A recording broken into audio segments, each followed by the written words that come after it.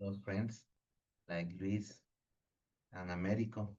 But on the other hand, I feel embarrassed because thanks to these excellent panelists, my poor English and terrible Quichua will be exposed.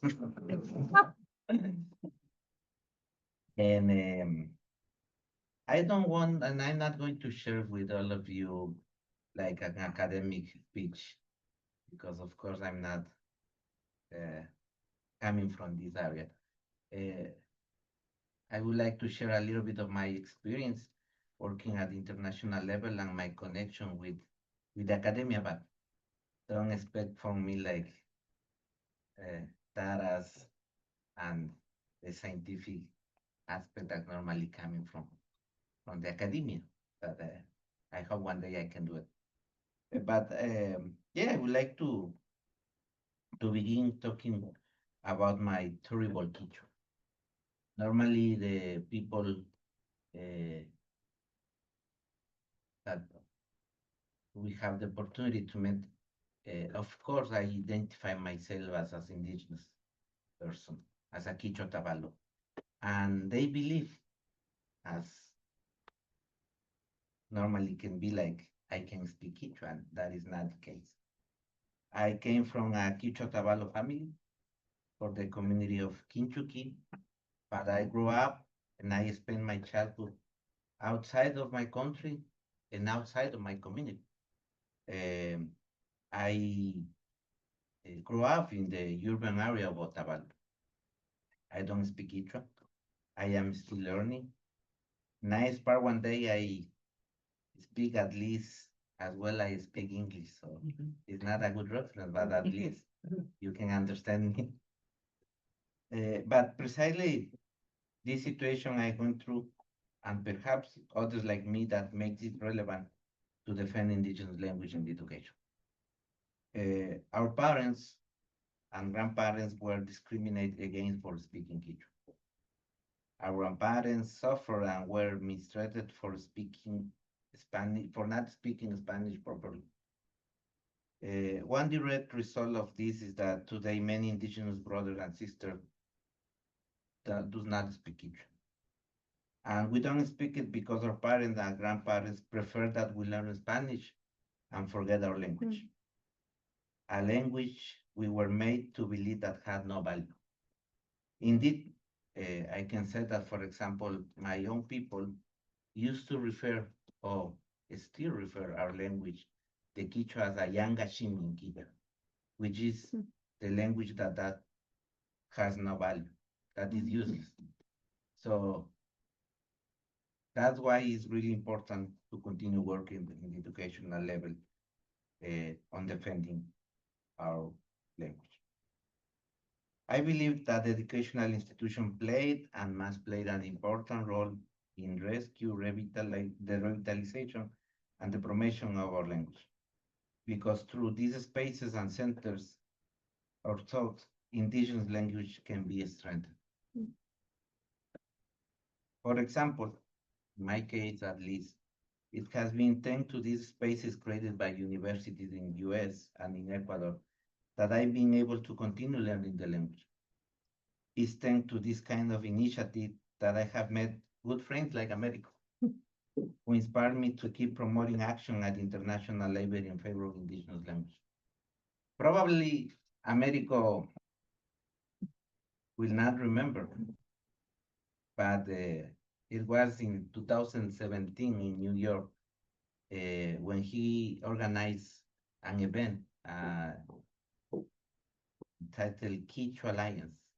But I not remember exactly which series of Quechua Alliance was. But I have the opportunity to meet him and other professionals who worked passionately to defend our language. And 1 year before, I had the honor, even though I don't speak Quechua, or I didn't speak Quechua in that time, but I am aware of my reality and proud of my identity, that I feel the responsibility to lead an action at the UN level.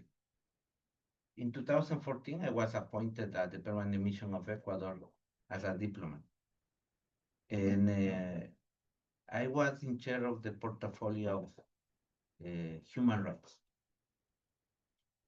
I used to negotiate more than 50 resolutions, and we have many issues around the human rights portfolio.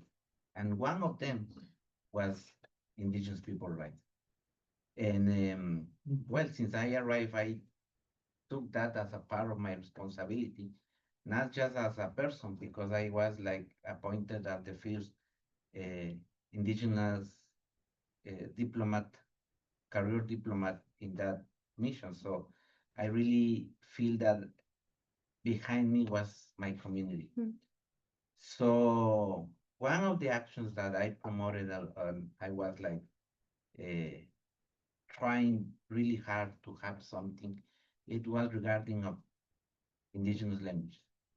So it was a good coincidence in that moment because the permanent forum, I didn't expect it to become a member that time. It started to talk or raise awareness about the importance to work on the revitalization of indigenous language. And they created, or they called a mandate to have an expert meeting. In January 2016, in that meeting, the experts, indigenous experts that were working on indigenous language recommended to establish the International Year of Indigenous Language.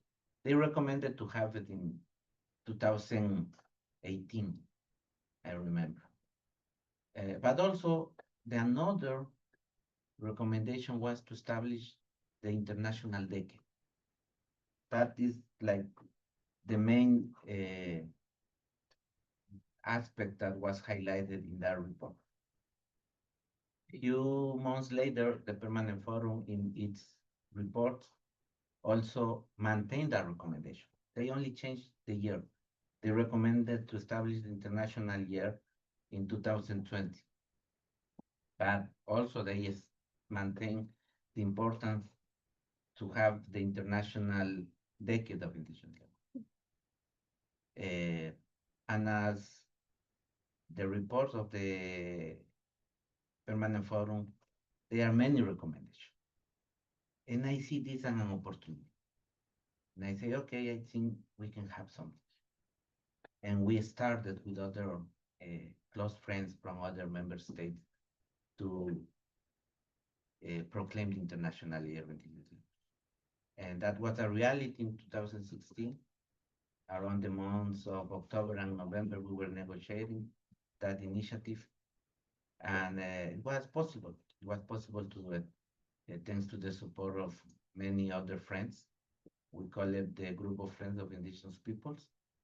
And also because of the support of the UN agencies, many peoples around the UN system that were in favor of that. But that was not easy. And it was not easy not establish the international year. We cannot imagine to also have an international decade.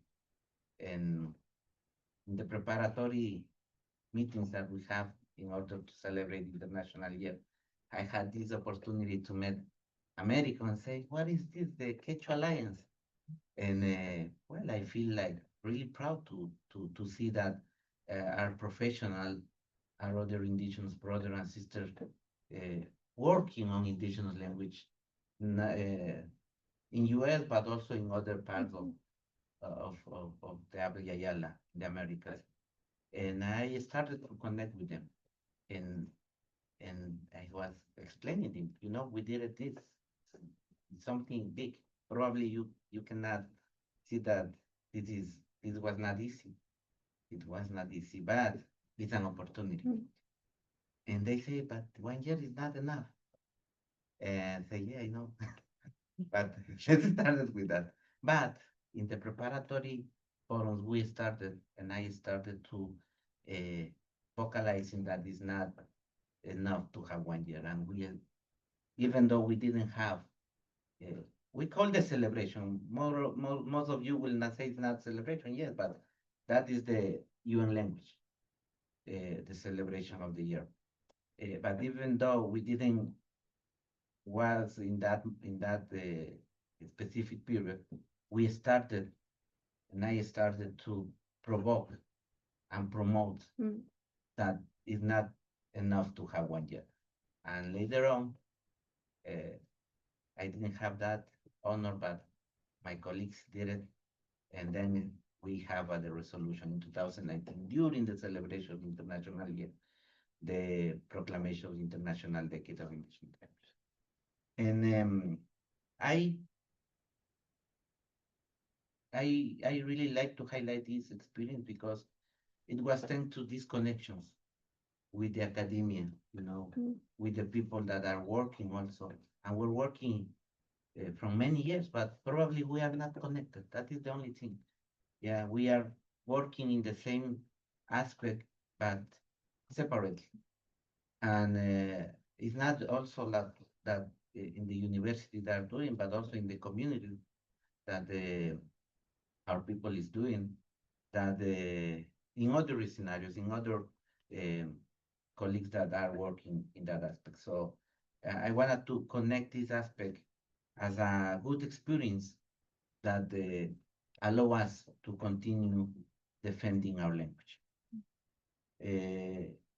I assess, I believe that the synergy of works and works promoted from academia support, generate, and sustain actions that can be driven at the level of international organizations, which bring us to the title of this event, that words make words. Thanks for this space, and let's continue defending our language, because to defend them, we are defending our existence as indigenous. Thank you. You by time.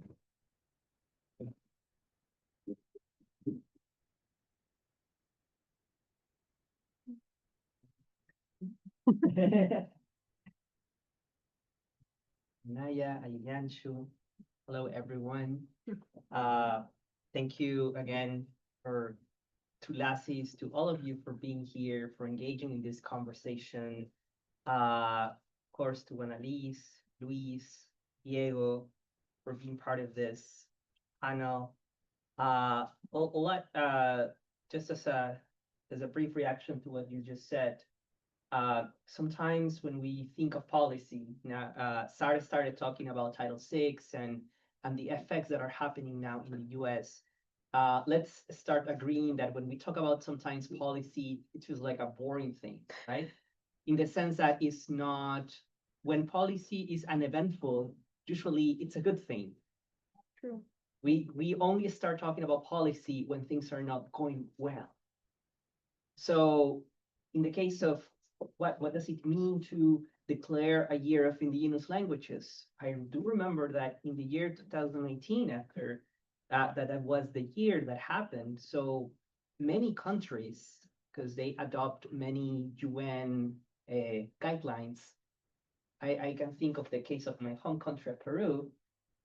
They were like, okay, we need to do something. They didn't have many policies in regards to that. And they felt the pressure that, oh, because it's coming from the UN, we have to come up with something. So the 2018 year was an important wake-up call for many of local governments to say, hey, how can we serve better? How can we make this clear connection between language and human rights, as you pointed out rightly? That is not just about the beauty of the language, which of course it is, but to put the emphasis on language as an aspect within human rights.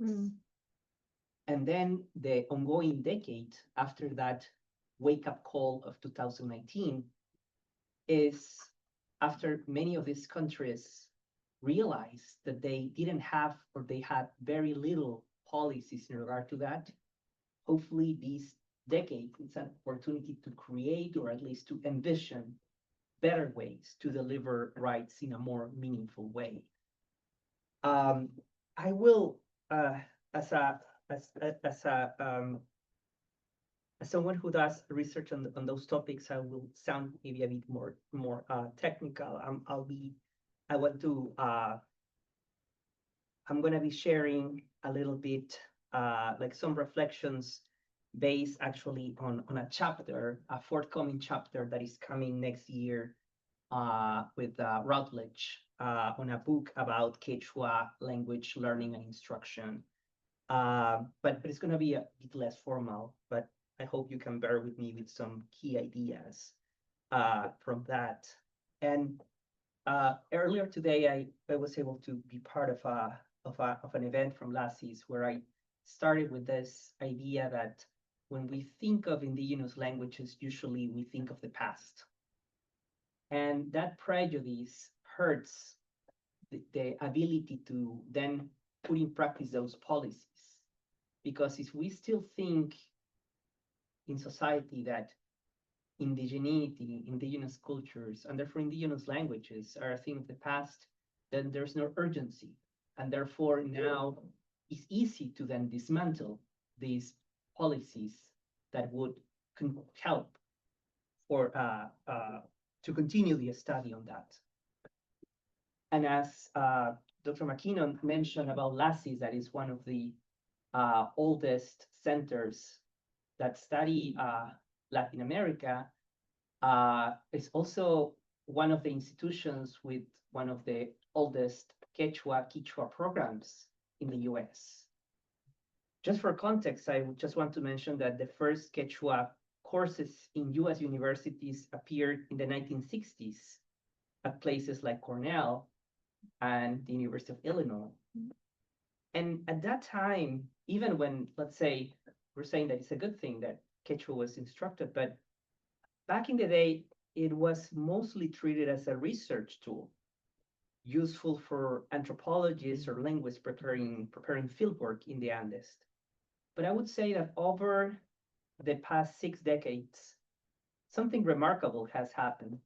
Programs have expanded to around 15 to 18 universities in the US, from large research institutions like UCLA and Ohio State, University of Wisconsin-Madison, to even community colleges like LaGuardia in New York City, in the neighborhood of Queens. The purpose then has shifted, hopefully, from extraction to relationship. Instead of studying the language to study, quote unquote, others, students now learn Quechua, Quichua, to reconnect with ancestry, to understand indigenous knowledge systems, and to build solidarity across communities.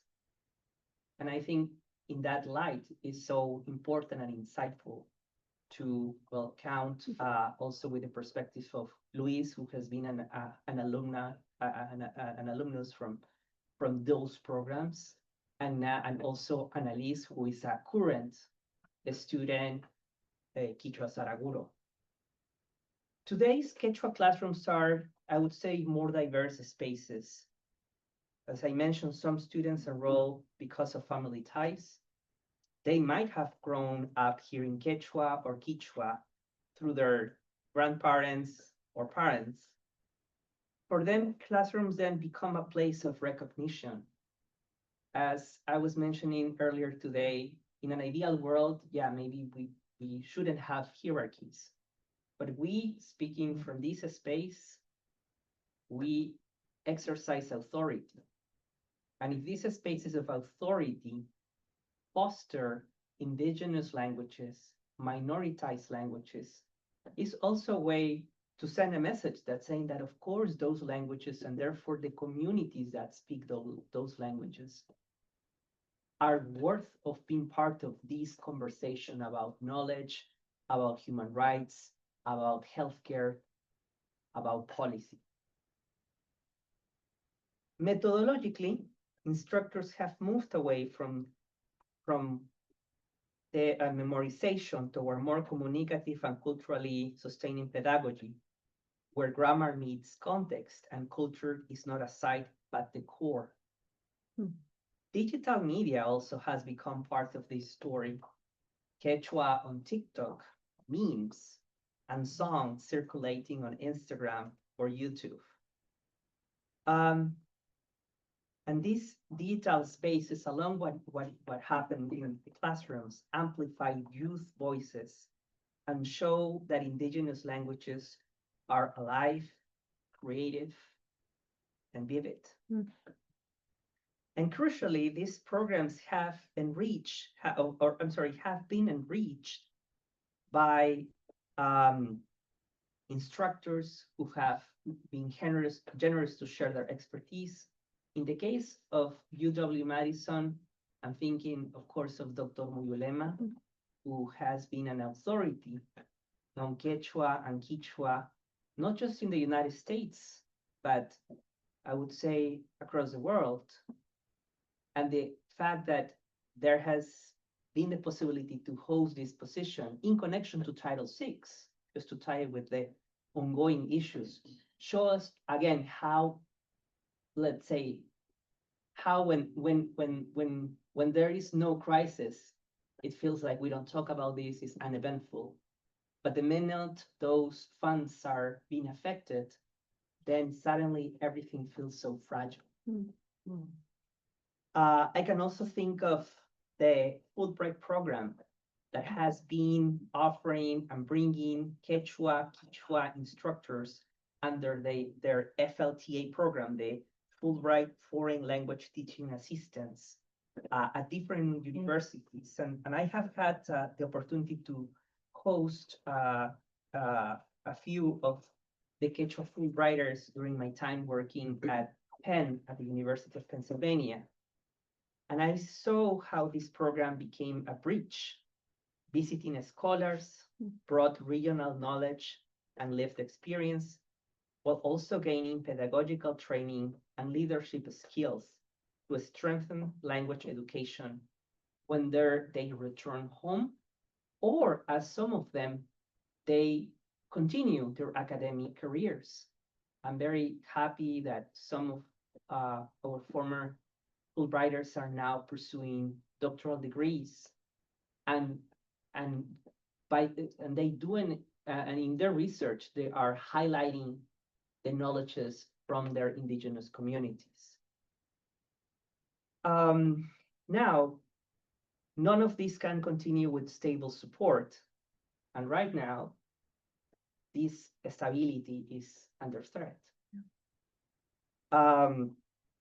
This academic year has brought different challenges with grant delays and I don't want to become too technical on this, but programs such as FLAS, which I imagine Luis will be able to share a bit more of his experience, but they have been crucial to also bring students that are based in the United States to go to parts of, in this case, the Andes, to learn and engage with local communities and learn the language, either because of intellectual curiosity, either because of family reconnection, or either because of course, appreciation of those traditions of knowledge. And that puts, unfortunately, Quechua programs in a more vulnerable position because, and I would say if we need to do a self-criticism, is that, and as I wrote an article about that in 2017 before this ongoing crisis, that the scenario of indigenous languages in the US is that they have mostly depended on grants. Mm-hmm. And which means that universities have not been willing to take the risk for themselves. So yes, we can focus now on the issues of policy, but we should not forget that this is also a decision of many universities to not fund those programs on their own. So that means clear academic infrastructure, clear stability in terms of jobs. Right now, there are no, or as far as I'm aware, there are no tenure positions for instructors of indigenous languages of the Americas. And probably the only, I mean, there are tenure positions for Native American studies or indigenous studies, but not for Quechua. Unlike they're here and in other universities, there are tenure, which means stable positions for French or Spanish and other more prestigious languages. So this is what I mean on, I know that in this moment of crisis, it would be harder to ask for that, but let's not forget that in the long term, we need to generate that infrastructure in universities. And still, in the midst of all of this uncertainty, I want to also highlight some inspiring work at places like New York University. For example, those programs, they also have a very important and ongoing Quechua program.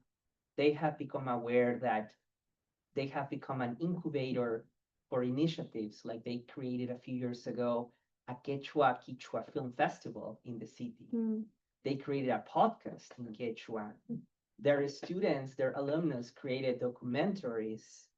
And at places like Ohio State in this Midwest region, the students have built Andean music ensembles and public events connecting indigenous leaders from across the hemisphere. Here, as I already mentioned, the existence of a Quechua instruction has allowed the university to become an important enclave for the innovation and the reflection of Quechua. And I think a clear example, I don't want to make it more personal in this sense, but I want to share the flowers when it's deserved to Professor Muyolema, who now in part to his, of course, his own talent, but also the trajectory that he has developed here. Now, he recently was named rector of an indigenous university in Ecuador. So it's always a hemispheric and collaborative dynamic, thanks to the infrastructure that those programs allow because of their existence, and because of the students who take the classes, and because of every person who in any capacity engages with the value of that. Which leads me to maybe the last topic that I want to point out, to don't expand much, is that this is, even though we're focusing on PLAS and Title VI, as I think Diego did in a very good way, this is an hemispheric or even global task. What gets affected here in the US, it also affects what happens in this case, Ecuador or Peru or Bolivia. Or of course, if we think of other indigenous languages from the Americas, Zapotec in Mexico, the Mayan languages in Guatemala, and so on. So, so in this sense, it's important to see the impacts beyond this US ecosystem. I think how the title of this panel, I'm thinking on the title of this panel, that words make worlds. And I also want to just maybe think of the Quechua word to do, which one of the words would be ruwai. And that some scholars have tried to reflect on what it means to do in Quechua, in the sense that as many academics have mentioned, is a mix of ontological and practice. And I think the work and the labor of teaching classes, language classes, which sometimes in academia can be seen as a second level academic job. Sometimes in universities, there's this tier of the people who think and the people who do the more practical job. As a negative thing, not as a good thing.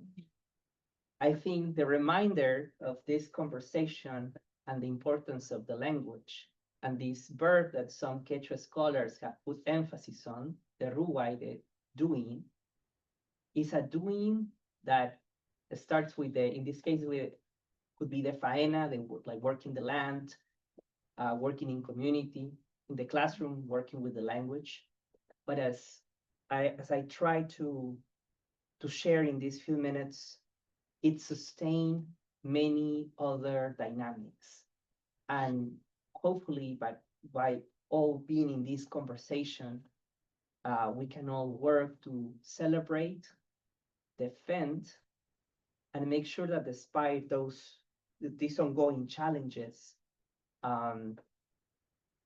we don't give up on the relevance of languages in this conversation around indigenous communities. Thank you.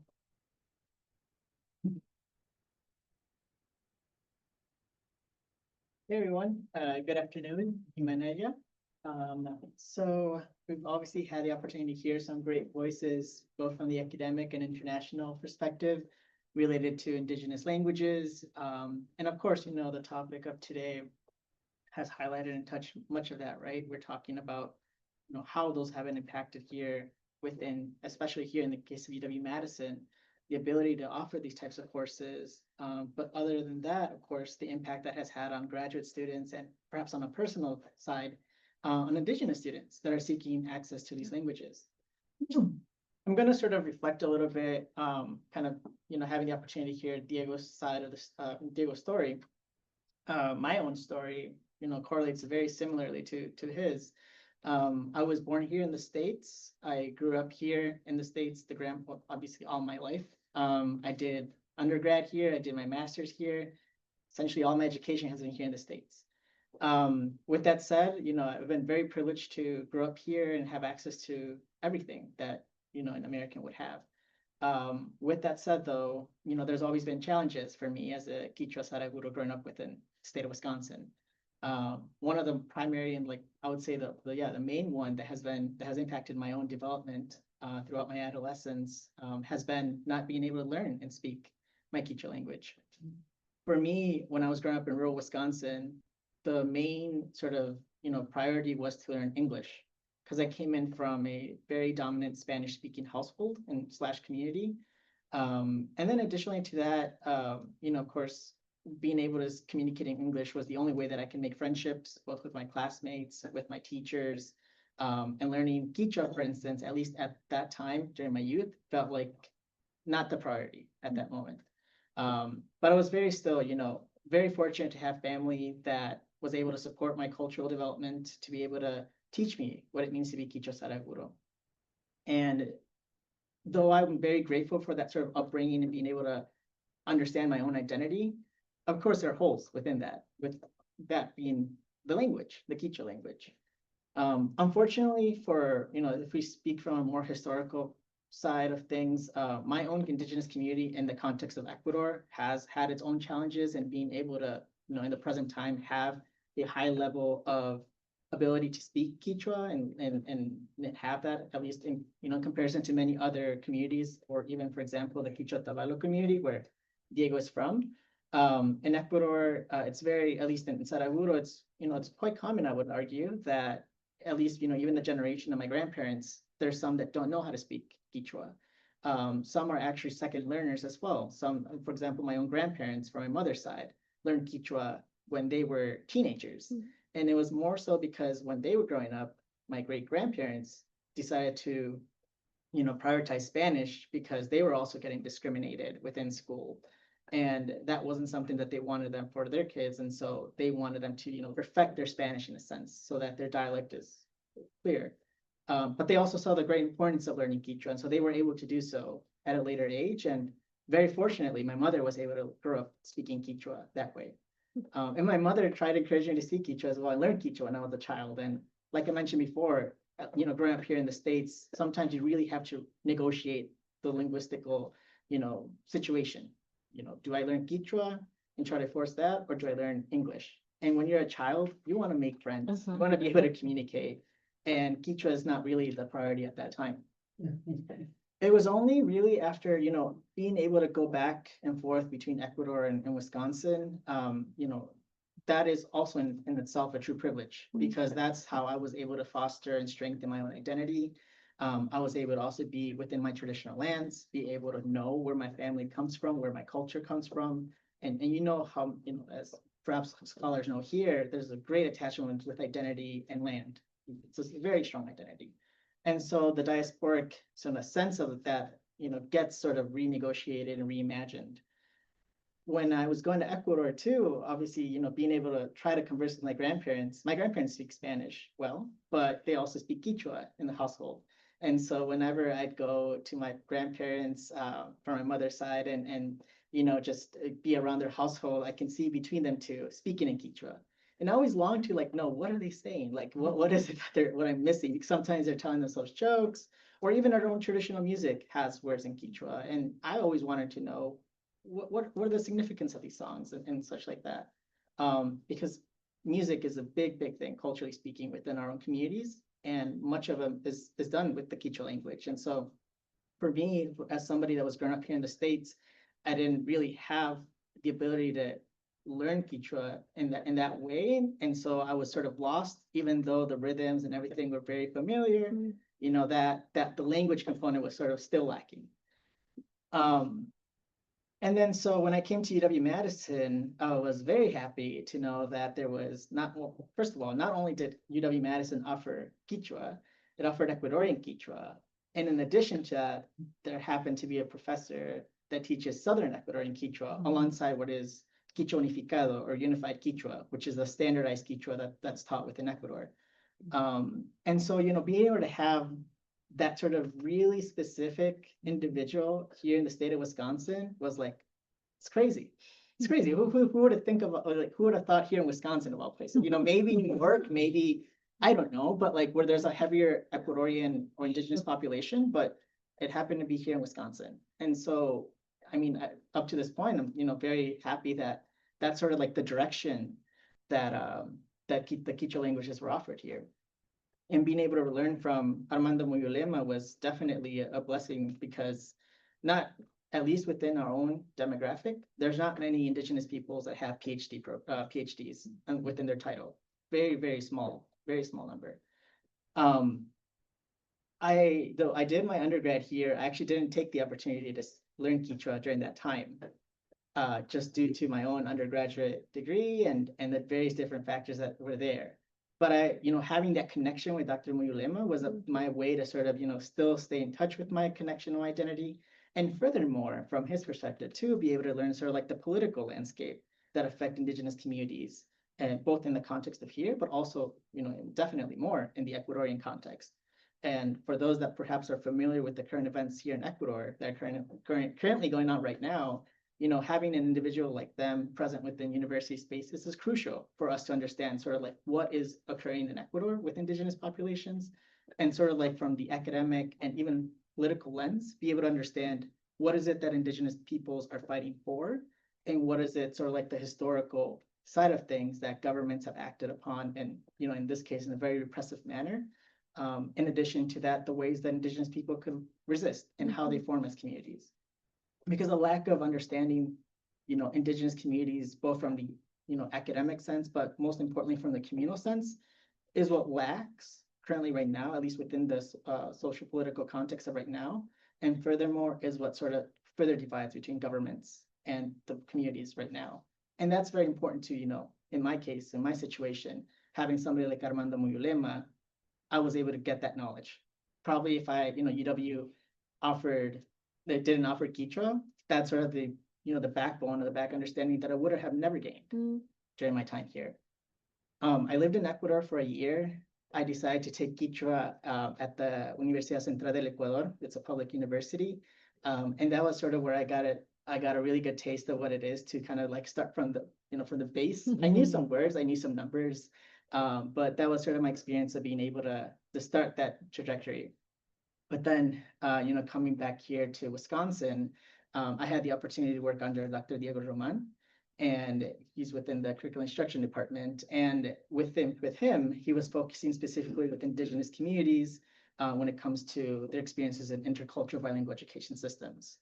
And so within that context, much of the work that he had done on field was, you know, seeing how teachers teach Quechua within classrooms, use music, use poetry or writings in Quechua. And then for me, as somebody that's sort of analyzing these things, I kind of felt like a little, how would I say it, like vergüenza, or ashamed a little bit, that some of the things, like, I should be knowing what they're saying, and I don't. I fortunately did not. So that, when I with Dr. David Roman and actually Alberto Vargas, our previous associate director for LASIs, said that, hey, there's FLAS and there's LASIs, the MA program, that's something that could be very ideal for you. And I'm such a very interdisciplinary person. I was very interested in education, sociology, anthropology, various different topics, and even health as well. That I think LASIs really fit well, that sort of mold that I was looking for. And in addition to that, that FLOSS was offered here was sort of like a no-brainer to apply to obviously be accepted. And that was awesome. And then in addition to that, be able to be granted a FLOSS fellowship. The FLOSS fellowship, of course, benefited me in two ways.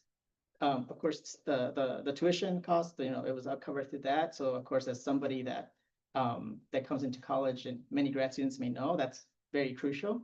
And then of course the stipend part as well, because you need to live. Even though it's small, I mean, it's still sufficient to be able to live. And the second point of that is it was finally sort of a way that I could eventually start to fortify my identity. The 2 years that I was able to be granted the FLOSS, in addition to that, being able to take courses under Dr. Muyulema from beginners to advanced Quechua, was definitely a very memorable and also a reflective experience. Because for me, from that journey on from the beginning towards the last class, I saw myself sort of connecting more to my language, to my culture, but also to my own family. It was a way that I was able to talk with my mother more in Quechua, whether through text or through calls or for FaceTime. And that was sort of like, it opened up a new world, as like the title says. It really did, because even then, calling and talking with my own grandparents, that was also a whole new experience for me too. And sure, my Quechua is not perfect at all. I will talk as much as I can until I start, sort of be like, yeah, ya no puedo más. But my grandparents, I felt from at least, being able to see and talk with them, it felt like they were very happy and content that they could finally have that type of relationship that before, not being able to learn Quechua or speak Quechua was not there. So it was definitely a sort of a new way of creating a stronger relationship with one's family, and in my side with my own identity. And so I was very fortunate for that. And then of course, doing my own work, I'm focused with Indigenous communities, specifically my own. And then of course with Latino and marginalized communities, I was still curious of understanding sort of like what this landscape looks across many other states. And we're very fortunate, here in Wisconsin, that they offer Ecuadorian Quechua. Not many universities across the country offer that. It's more common to see Quechua, and I think I probably would have done well within that sort of base, but at the same time, I think for somebody like myself, and I think it's also important to highlight that there's such a strong and growing Indigenous Quechua community here in Wisconsin. For the state school to offer that is also sort of like an emblem of representation of saying we also have here within the state Quechua people or Quechua communities. And so of course, for me to then, I graduated here from 2023, and looking back at that time, and now looking at what's going on today, it's very unfortunate to see that not being offered right now. There's, like I said, a great need for these institutions to offer languages, to be able to support these languages to be offered within these spaces. Because not only, of course, are they important from an academic lens, like being able to, learn Quechua to communicate with other communities, to be able to learn how to be able to, decipher communication and writing and poetry, to be able to understand that side, because there's also important things to know and you learn from when you learn Quechua, which is obviously one of the main foundations, la cosmovisión, the cosmovision of Indigenous communities. And you don't really learn that unless you actually learn the language. And so if you don't have that, then that not only impacts the quality of a researcher, but it also impacts students like myself who come from these backgrounds that are grown up in these diaspora spaces, and they're able to have access to these spaces, and unfortunately no longer are able to access these types of courses. So that's a huge blow for folks like myself. And, you know, I'm very fortunate to have been probably the first of my community here within this university, but I know I'm not the last, because look, we have Analiz right here, and she's a freshman and, you know, coming in from there, but of course, she's one of the affected in this case. And so it is very unfortunate. It's also unfortunate for grad students who have not, you know, not have that FLOS fellowship as well. But also I would perhaps in better days, I would say, I would also say that if and when these courses are offered again, one of the things that I'll also argue for is the ability to access this language too. I think Américo, you wrote in one of your articles way back, related to, you know, how these institutions have Quechua, offer Quechua catch-up courses. But unfortunately, there's also that privilege of accessibility in a sense. You know, you can't really access these languages in some spaces unless you're a student. If you're not a student there, then you really don't have access to that, or there's a cost to that too. And, you know, I have the privilege of being from here and being able to access these, you know, these types of resources through FAFSA, through many, you know, federal and government grants. But there's folks that unfortunately are undocumented, and there's obviously a larger population of that, that don't have these types of resources that could, you know, facilitate identity development and, you know, become stronger as an individual when it comes to the connection to their race and ethnicity. And if we have a loss of that, then we also have sort of like a loss of providing a space of acceptance and of a social ambience, and where these individuals that, you know, we as a university provide these spaces and provide these languages are not really supporting our overall community, you know, which doesn't only focus specifically in this nucleus of the university, but it means the whole entire state. And so that is one thing that I would also argue in the future, that definitely, you know, yes, we should as universities provide these spaces for Indigenous languages to be offered, for funding to be able to facilitate graduate students like my own, undergraduate students as well, to be able to access these languages, but most importantly, to make it accessible to other communities, not just only within the university, but outside of it as well. Because there's great positive things about this language as well. It allows not only for, like I said, human development, for identity development, but also allows for sort of like the transformation, the evolution of the language and its use as well. You know, we have different genres of music now, thanks to the adaptation of the Quechua language. There's Q-pop, for instance, like a K-pop, a Quechua pop, for instance. And it's interesting to see those types of, you know, changes as well. There's rap in Quechua too. So, you know, when those types of, you know, genres are offered as well for youth like my own, it would be nice to be able to understand what they're singing and what is the message behind it, because they have very strong and very important messages for youth. And unfortunately, youth are missing out if they don't have access to these languages and be able to understand the sort of like the messages that are being passed on to this younger generation. And so I hope for better days, I really do. But also hope that, kind of like Américo was mentioning too, that universities tend, you know, sort of remodel this vision of being able to provide support for Indigenous languages, to not really just only focus on getting grants for these languages, but also supporting as an institution these programs. And then on my call, to make it accessible to other individuals outside of the university as well. Thank you.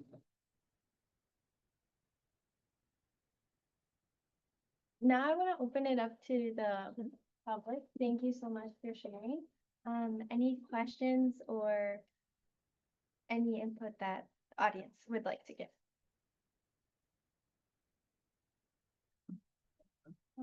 We got a hand in the very back. I'm sorry.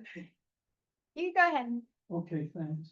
Yeah, I'm wondering if you could say something about another language in South America. It's indigenous, but it's more than indigenous. I'm talking about Guarani in Paraguay and how that is taught, and both in Paraguay and in universities in this country. And do you see any differences in those methods between how Quechua is taught and used and how Guarani is taught and used respectively? No, with that.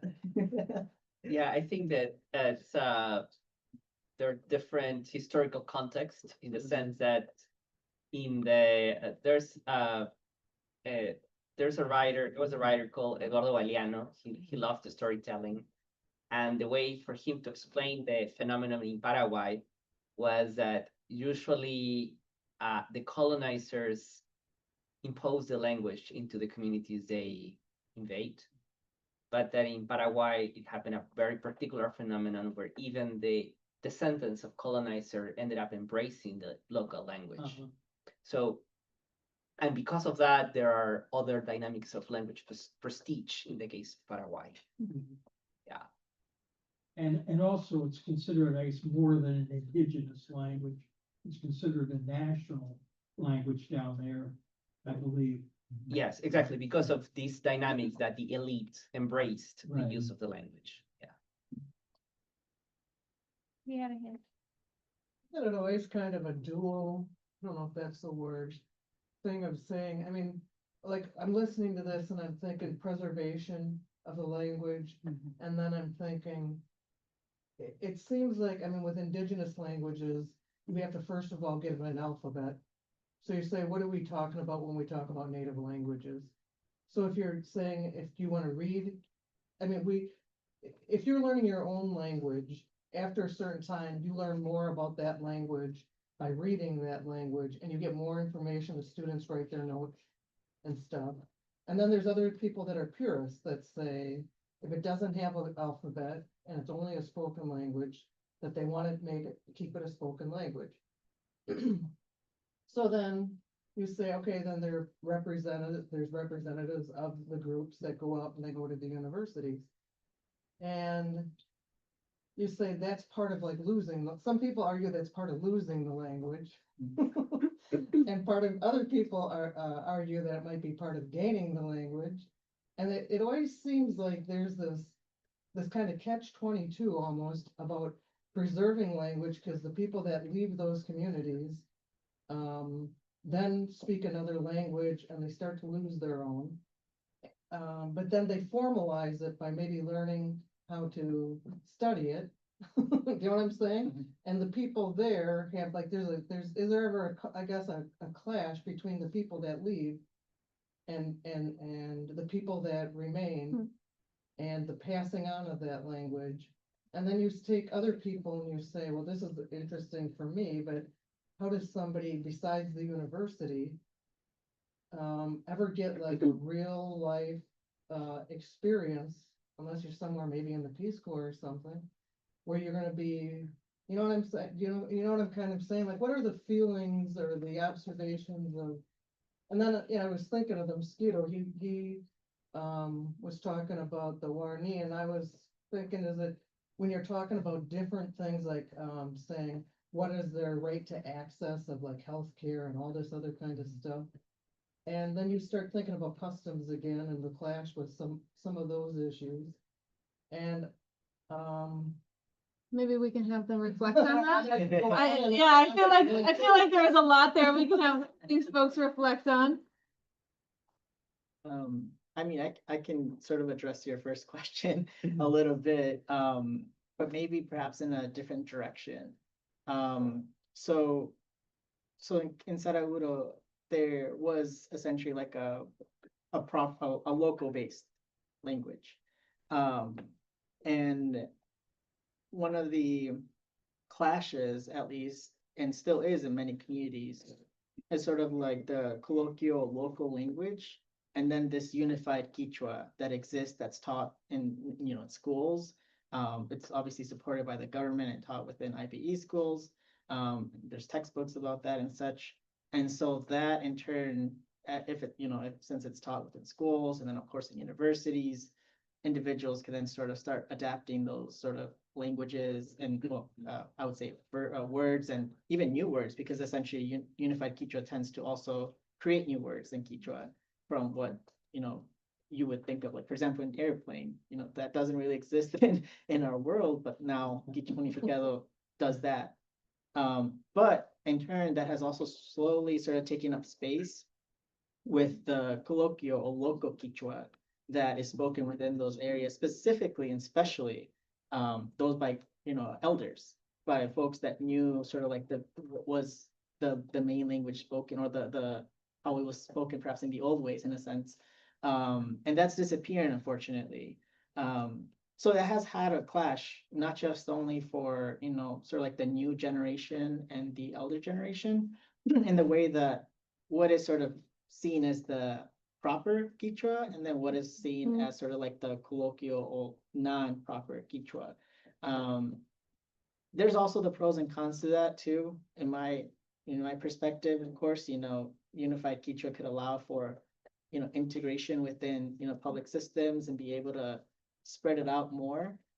But it also has that, in very real impact on the culture, preservation of culture. Specifically, we're talking the linguistic fact on that. So that, yes, there is definitely a clash there. And at least in my specific community, I would argue, though, revitalization efforts have been done and such, it's been more so from the angle of unified Quechua. And that has unfortunately started to disappear, the local. So I hope, because I don't really know much of many individuals in my community, but I hope there's been efforts of preservation to be able to, maintain the local Quechua. I've been trying to do that, at least with my own grandparent. And I tried doing that a couple of years ago, and have recordings on my grandpa speaking in Quechua. But that's to that limit. And he too kind of started learning some Quechua words that are more Spanish, mixed in. And so that's there's still that fact, unfortunately, even within that generation. So yeah, that's the answer to that first question. I didn't get your second, but thank you.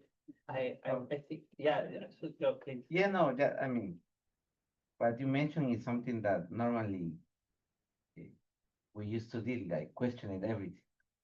And I started to question everything in certain time of my life. But I believe if we continue questioning everything, we are not going to get to anything. So let's start thinking what it can grow up. So because if you know what is happening normally in the academy is also like, what is better to continue teaching Quechua unificado, unified, I don't know, besides the Quechua that is spoken in the communities, like it's a debate, but of course, I mean, it's good to continue learning Quechua. And I would like to speak fluent any of those.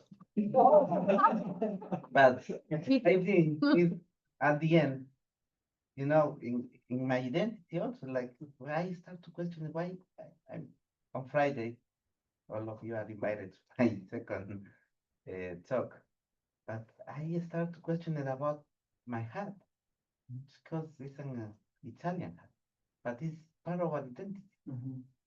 Sometimes I use, sometimes I'm not, but so far it's a part of our reivindication of indigenous people. So if I start to question it also again, like I'm not going to go to anywhere. So I try to stop in that way and say, okay, we can continue in the way that can give, like, allow us to grow up and strengthen our identity. Like general thoughts that I have from my own. Wanted to share. Yeah, I was just hoping to add that I think that it's better to have that tension than not having things that are, and maybe following up on that, I was thinking that maybe in your case, working at the UN and having these like worldwide message about the year or the decade of indigenous languages, if you learn about pushbacks from countries, because sometimes, and just to, maybe you're following or not, but then now there's this idea of anti-globalism, and the UN is one of these centers that is perceived as promoters of that. So I don't know if you, how was the reception or sometimes pushback there were by countries about the raising awareness of language? I mean, starting with that, for example, at the UNESCO level, they eliminate the addressing indigenous language. Hmm. So it was because of the promoting of the pushing coming from indigenous people voice that we somehow force them to start the game, like, and we give them to lead the indigenous language here. So, yeah, I mean, that is something that is happening also among the countries. And that was talking about indigenous languages was kind of easy in that way because we have another issues that are like they doesn't want to touch at all. So many things, but and it cannot be just on indigenous issues. We were like stopping to talk about migration, for example, until 2012. So yeah, they have those controversial things inside our monde.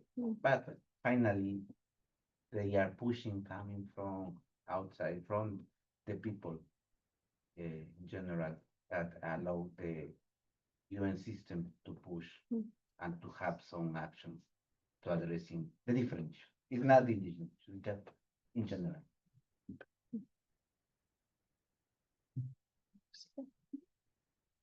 Just, first of all, I really appreciate, the conversation, and I think, languages are so beautiful, and I hate to lose one, and, or any.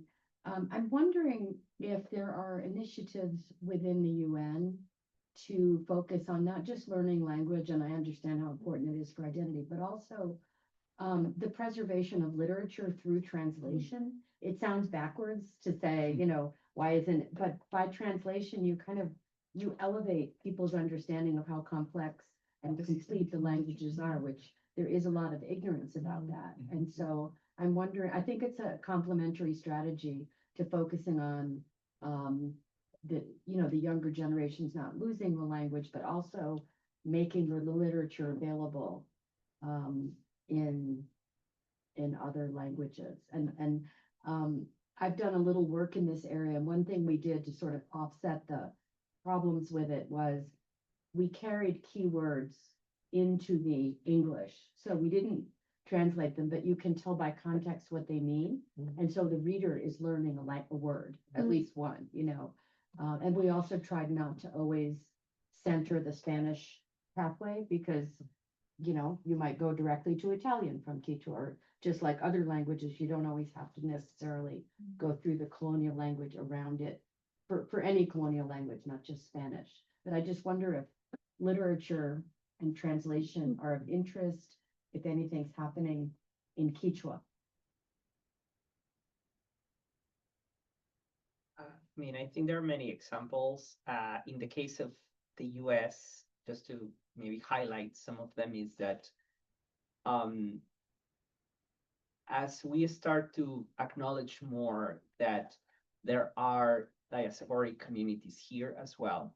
Because sometimes when I was teaching Quechua, sometimes people would tell me, "Oh, your students are learning Quechua so they can go back to their countries," and I'm like, some of them yes, but some of them they were born here in Wisconsin or in Philadelphia or in New York City. So it's also a re-understanding that they, let's say, being from the US, being a US American should be seen in a different way, right? Not just through cultural assimilation. And therefore now you have trilingual books. There's a book that I don't know if you've seen it, Coricha, which is both in Spanish, Quechua, and English, or not just books, but movies. There in Southern California, there's an important Zapotec community from Oaxaca. It's the nickname of that region is Oaxaca, California, and so they do have documentaries that are trilingual, or they have subtitles between English, Zapotec, and Spanish. Yeah. Sorry, I was just gonna add a note to that, like, not necessarily perhaps from the literature perspective, but more so on, you know, right now in this generation, social media is huge. And that's sort of like the way of conveying messages, especially news for current generations, and even from grassroots initiatives or grassroots organizations being able to convey these messages in 3 languages, Spanish, Quechua, and English, is important to be able to, get out the word on what's going on in current events. Like I have to, acknowledge Quechua Hatari, for instance.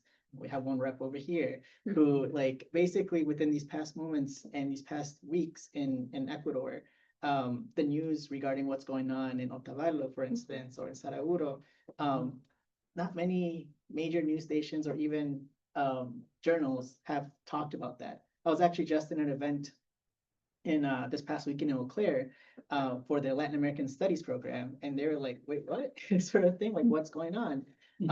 And because they, like, obviously referring to CNN or like the major news networks, right? And so, these organizations, these grassroots organizations, to be able to do it in all 3 languages is such a first of all, it's a key way of, first of all, highlighting just how advanced now Quechua communities are right now, and also the way that they're trying to communicate these messages. Because in a sense, one could argue that there's a hierarchy of, English being sort of like the worldwide spreader, but also, by putting in Quechua within the context of spreading out news, it also sort of puts that also in sort of like that same, spotlight of Quechua is just as important as Spanish and English to be able to convey important news that, of course, are affecting communities at this time. So that's what I could say. Professor Gray? I'm out of my league, so the question will be very simple. But you said a couple of times, and your statement was grammar means context. And I didn't want to overstate it. So can you say what you meant and give me a couple examples? Yes, thank you. I was pointing out that sometimes the way how language has been taught is just only focusing on learning vocabulary and grammar. And in the case of the United States, I would say starting in the 70s, it has shifted into what now is called the communicative approach or the task-based approach, where yes, you learn Spanish or French, but you also understand that there are some cultural contexts across, but that has not been translated yet fully into indigenous languages. It's starting to change. I would say it has started to change maybe the past 10 years, but that's what I was referring briefly on how important it is that, again, when learning or teaching an indigenous language is not just a tool for fieldwork, but it has the same richness as when we learn French, that we know that eventually, yes, we can order a croissant in French if we learn French, but eventually we can also access great literature, great films, great perspectives. Yeah. So it's more complicated than I really thought. So do you have a paper on that I could? Yes, Gave me yes. a mouthful. Thank you so much. Actually, yes, I have a paper on that just came out on the Model Language Association's journal, the PMLA. So it came earlier this year. So I'm gonna come get that. one. Thank you so much. And now that well, there's not a mic, but since right now I'm very curious, and without putting you on the spot, but we spoke that before, so it's not total surprise. Analiz, what are your reactions to this conversation? Well, I think as I'm just a first year student, so it's probably not as experienced as all these individuals. But I think that it is very challenging to find a community where the Quechua community is represented. Well, I was born in Ecuador and I came here at a very young age, at age of 5. And I think it's very challenging to find that identity piece, because I think if it weren't for Luis or any of these individuals that here, any of them that kind of welcome you into the Quechua culture, I wouldn't have taken part or keep that legacy, I feel, from great grandparents, from my parents. And it's sometimes, like Luis said, I feel ashamed to say that I'm Quechua Saraguro, but I don't know the Quechua language. And it's very unfortunate because, well, and starting from Ecuador, I feel like due to the economic system as well, that students are being taught English instead of Quechua because it's an outlet. It's an outlet for people to come here to the US knowing already English. So it's kind of an outlet rather than it's not seen as that like for the Quechua language. The Quechua language was just like kind of just an extra piece of the culture that we have. So I really think that learning the Quechua language here in UW-Madison would be very, very helpful, not only for me, but for other students, non-Indigenous students, to learn and kind of grow from our community and learn our culture and tradition. Yeah. Thank you. Any other questions? Yeah. Building on what you just said, and I was so struck by the earlier comments. Do I learn English? Sorry, do I learn Quechua or do I learn English when you're a child? And then talking about trilingual tech. My question is coming from, I worked for many years with English as a foreign language teachers in Ecuador, and now I work with teachers who are becoming ESL certified in Wisconsin. And I'm interested in your thoughts on how teachers who work with the English language can contribute to defending and supporting Indigenous language education.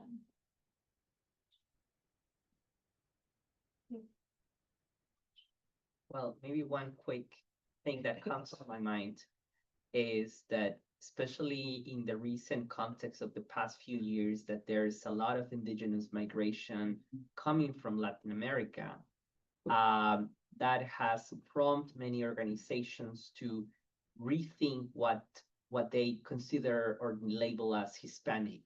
I'm thinking a lot of Ecuadorian communities that speak Quechua and they have migrated after the pandemic or during the pandemic, or communities from Central America. And because of that, some nonprofits have arisen. Probably one of the most prominent ones is Cielo in Los Angeles, which they have trained a set of interpreters so they can support people in their immigration trials, but also in healthcare and education.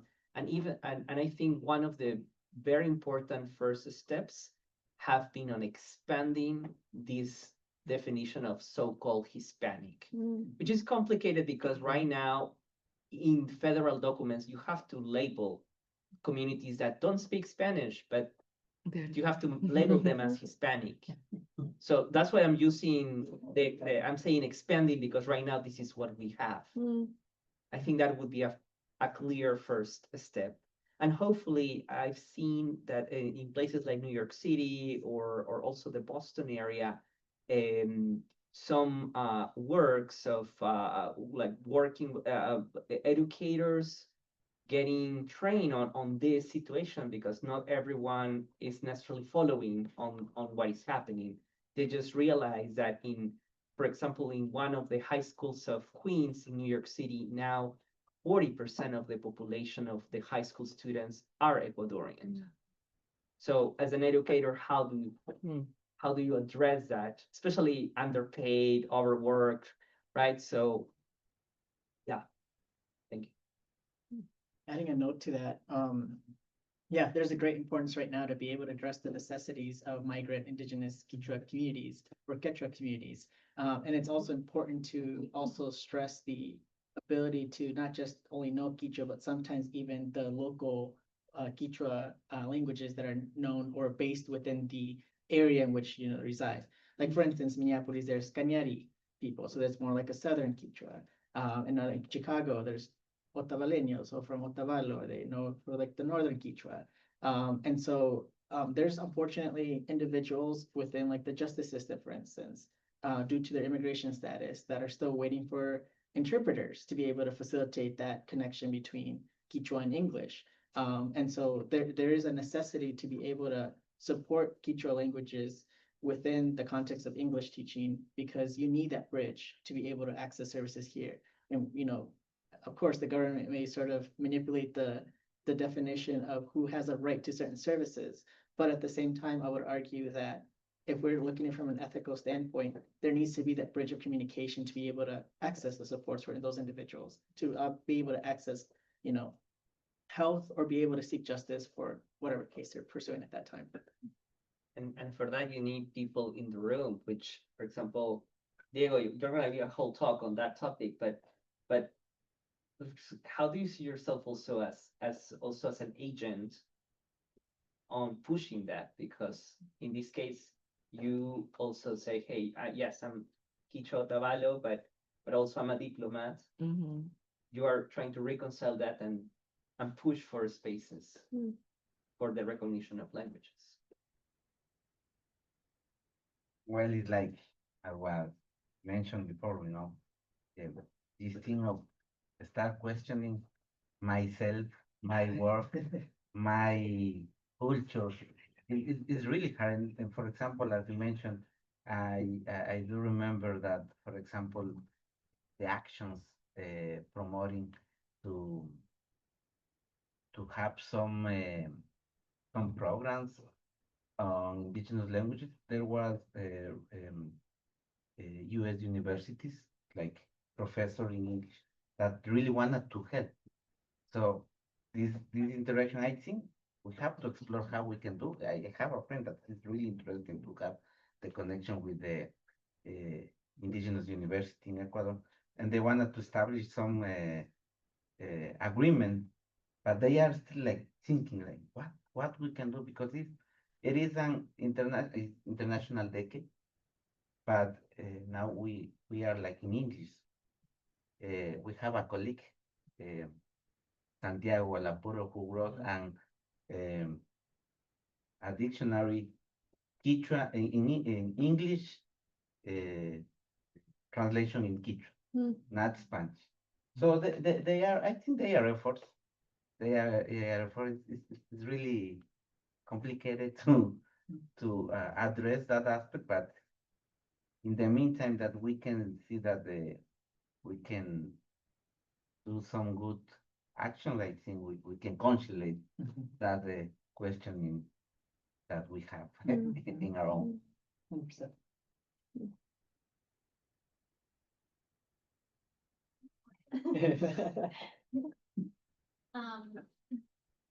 Well, I just wanted also to add to the question that you said. I feel like I believe that recognition is super important in classroom, especially as like an immigrant student. I came here when I was 14. So at that time, there was no like concept of an indigenous person coming from the like outside of the US. Because here to be able to, at that time, like, well, that was like 5 years ago, it was like, okay, what are you? Or like, even though I grew up in Ecuador, I had a very like good understanding of my culture and my identity. When I moved here, it was like, you're Hispanic. And for me, that was like a complete erasure of my identity. Even like, and I myself, like, I used to identify as like Hispanic, but now I don't anymore because I don't think it's like a good, like, tag for me, because it's like indigenous. And I know a lot of like our family members, they don't identify as indigenous. Even like on like doing paperwork or something like that, they will just say that they're like indigenous or Native American, and that's also like another concept, because like in Latin American countries, what you learn, the America is just like, it's the entire continent, while here in the US, it's just the US. So it's another whole discussion also how like communities identify with each other, but I think a recognition, like having the knowledge that people coming from Latin America are not only like just Hispanic, but there's like a whole bunch of identities that are like going on, and just like kind of like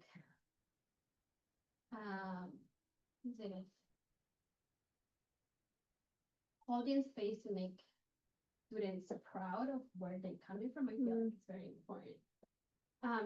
And the other thing too, that I and I know like a lot of community members have different understanding, is it's like the not trusting academia. And like I know we're having this space, it's very academic, and going through universities is also like, it's something that we have fight for so long to be like in this spaces and to having to be like the voices of authority, that academia has also been very damaging to indigenous communities. So in that sense, I know like academia is very important, but also like how do you connect the impact that indigenous academia are having to their own communities that are not like how do you make that connection? Yes. Um, I can address that question. So yes, in historically, unfortunately, much of research has been sort of extractivistic. You know, you're talking about even when it comes to the alphabetization of Quechua, that kind of started out in that sort of lens. But arguably, at least within indigenous scholars that have been formed within, academic spaces, I think there's a strong responsibility, and even for academics that are non-indigenous too, there's a responsibility of not just only, doing the research, but giving back. Being able to not just do extractivist work, but even to create and contribute to the practical necessities that are needed. So creating materials, creating tools, but most importantly, to listen, to be able to understand what are the necessities. Because many of us could come from here, we can learn about, if we come from the economic side, learning about capitalistic systems, socialism, and that sort of thing, and being able to provide models of economy and that sort of thing. But if we don't really understand the realities of, even the lens of economy within indigenous communities, and we try to force those ideas in there, then you start to have a problem. And then you start to have like what Tatiana is mentioning, this distrust between academia and indigenous communities, and rightfully so. And so we have to, as researchers, become individuals that not just only go from, focusing on theory, but we have to go from theory to practice. And that's sort of like the bridge that I hope is the way that we address and be able to work alongside indigenous communities and how we can, improve livelihoods. But obviously, of course, starting that question from what is it that we need? What is it and how should we go about it in ethical ways? I can say that probably is the way that how you address. Like, this is not just for the non-indigenous, but just for the indigenous. It's different to say that I going to do something for them, that we are going to do something together. So probably that was, I don't know, that was the mistake in the past. But so far, I believe that, but this can happen also with an indigenous, like that is something that I also don't feel appropriate that as we are the ones that we are studying and say, attend to a community, say, this is what you have to know.